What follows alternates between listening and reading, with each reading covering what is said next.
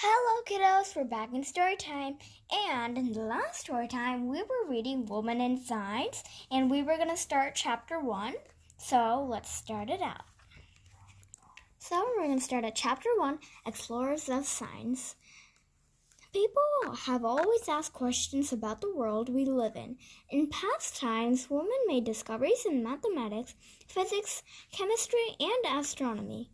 Women found out about stars, devised the first computer program, and improved healthcare. They explored new fields such as space engineering.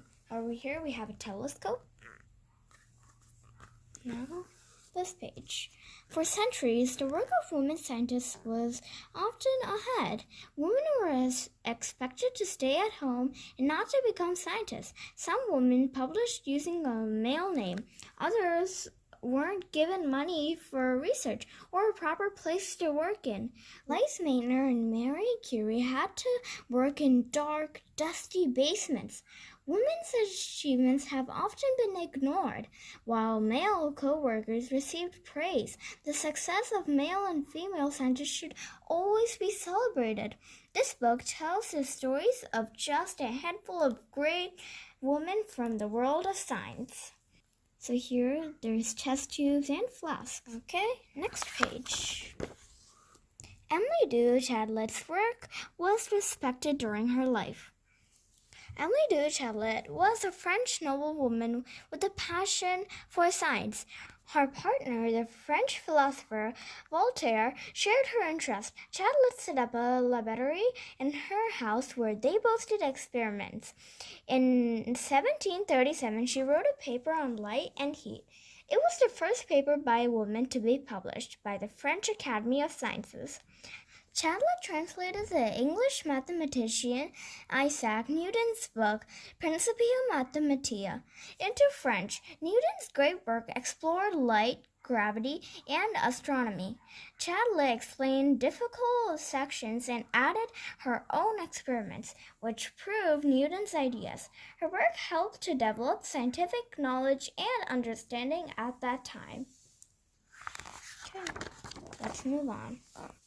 Maria Agnesi was the eldest daughter of an Italian silk textile merchant. Agnesi was taught languages, math, and science by many private tutors. Her father made her give speeches on science to visitors to raise their importance in noble society. When she was 20, Agnesi published a collection of her speeches.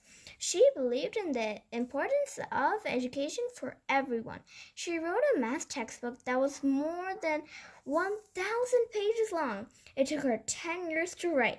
At the age of 32, she was given an honorary diploma by Bologna University. She was the first woman to be given this honor.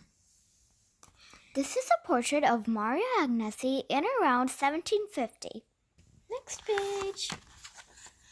Mathematician Sophie Germain was the daughter of a French merchant. As a girl, she taught herself math, Greek, and Latin using books in her father's library. In the 18th century, women could not study at colleges or universities. Germain wrote to professors in Paris asking for lecture notes.